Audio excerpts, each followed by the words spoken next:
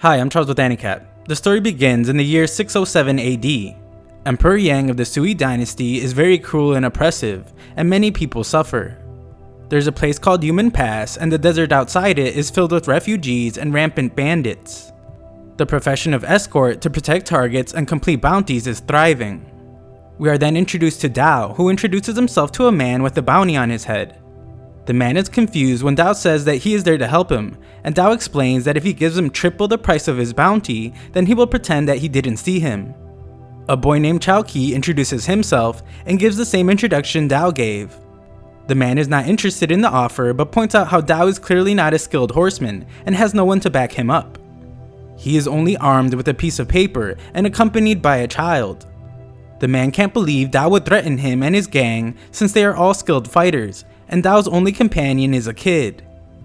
Dao explains that even if they can't be friends, they can still make money together, but the man refuses to listen to any more of Dao's smooth talking, and Chao Qi explains that skilled people know how to talk. The gang doesn't take him very seriously, so Dao tells Chao Qi to keep his eyes covered and count as usual.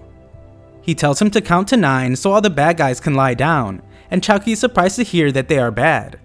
Dao laughs and explains that men as ugly as them are always bad. The man becomes enraged, but Dao is done talking and immediately starts the fight. The man is disarmed, so Dao offers him a few of the swords he carries with him. All the while, Chao Qi is still counting to 9. Dao expertly takes out the entire gang just in time for Chao Qi to finish counting, but he points out how Chao Qi skipped a couple numbers. Dao finishes up the group and the leader begins to beg for his life. He agrees to Dao's previous offer and even gives him more than triple the bounty. Dao accepts as he is pleased to be taking money while also solving the man's problems. The man's only question is how he was able to find them so easily since they have never been found before, and Dao shocks him when he explains that he was just passing by. While they travel, Dao must ask Chao Qi to endure the harsh weather and explains that they won't have to do it anymore when they eventually get to Chang. Dao states that Chang is their hometown, so the boy wonders if they could go to Chang the next day. But Dao explains that they must pay off their debt to Mo first. Chao Qi points out how Mo is rich, so he shouldn't need their money. But Dao explains that they should always pay off their debts and never owe anyone. Chao Qi doesn't understand, but now wants to know how Dao came to owe him. Dao explains that Chao Qi wasn't even 1 year old when they began their journey and met Mo, who would then spend a lot of money to help them settle down.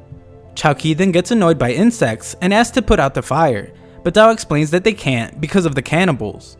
He reminds Chao Qi that the cannibals, also known as Rakshasa, are evil and cruel, as not only do they kill people, but they also eat their hearts.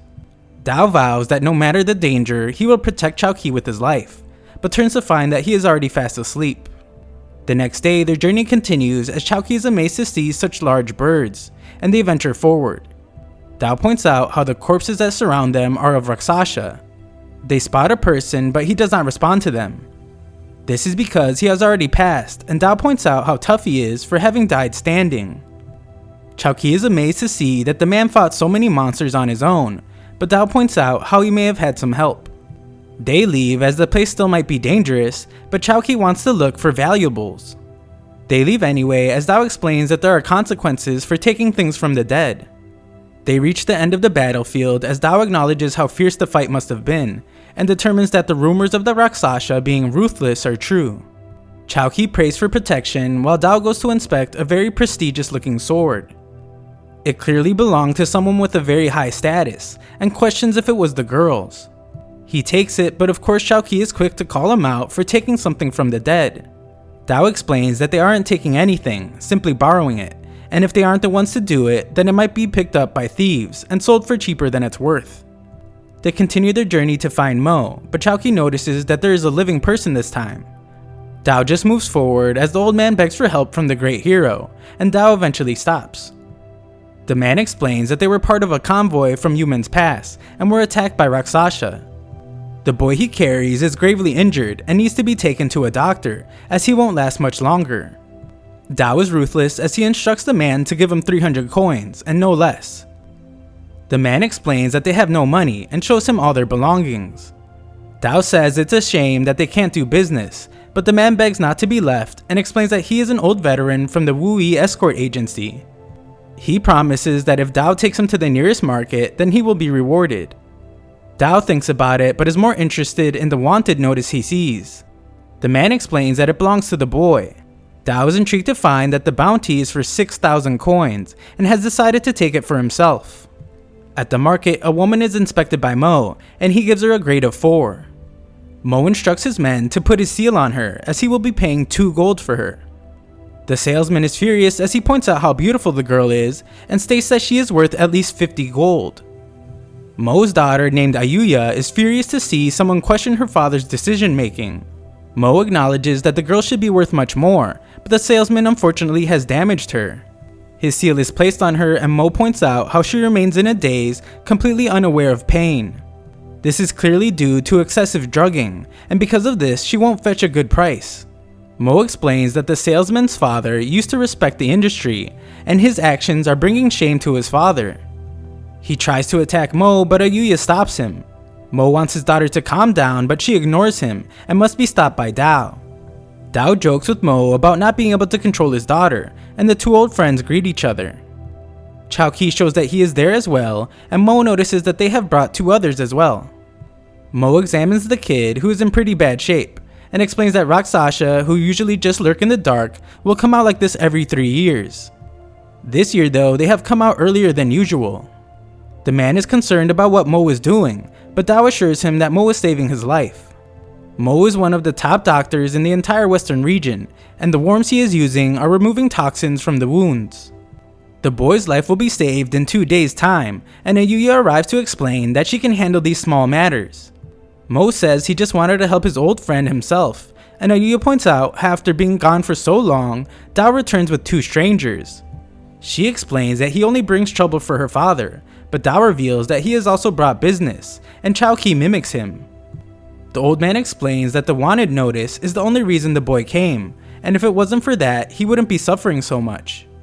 He goes on to reveal that the fugitive on the wanted notice is the man who killed the boy's father. Their master took over the wanted notice from the government so the boy could get revenge personally. It's a shame that the boy won't be able to get his revenge anymore, but Dao just cares about the bounty. He asks that as long as he brings the head of the man to the escort agency, then he will get the 6,000 on the spot. The old man tells him yes, but reveals that the fugitive has fled a long time ago. He hasn't been seen in over 8 years, but Ayuya explains that her father can find anyone in the world. A few days later, Mo explains that the man who is called the 2-headed snake is known for being the master of dual-wielding blades. Rumored to be ruthless and merciless, he will do anything for money. 8 years ago, there was a murder case involving a high-ranking official, and the fugitive had to go into hiding and change his identity. Even though his appearance has changed, there still remains a very distinctive figure 8 snake pattern on his waist. Mo's informant has recently saw that tattoo in a certain place. Dao wants to know where that is, but Mo urges him to slow down as he wants to tell him something. Dao hopes he isn't trying to dissuade him from going, but Mo states that it's a very dangerous place, and he fears Dao won't return if he goes there. Dao points out that if he can earn the 6,000, then he won't owe him anymore, but Mo explains that they are friends, and there's no such thing as owing between friends. Dao reminds him of how he doesn't like to be indebted to anyone, and Mo realizes that he has already made up his mind. Mo then gives him directions to Chisha village, and explains that it used to be a place that thrived on hot springs. It used to be a chaotic place filled with mixed characters. Things are much different now after the court sent an official there named Chang. This man is very tough and no one dares to cause trouble there now. Chang won't be pleased if Dao goes there and arrests someone, but Dao arrives determined to get his bounty. Thanks for watching part 1. There's an ongoing anime, so it'll be another week before the next episode comes out.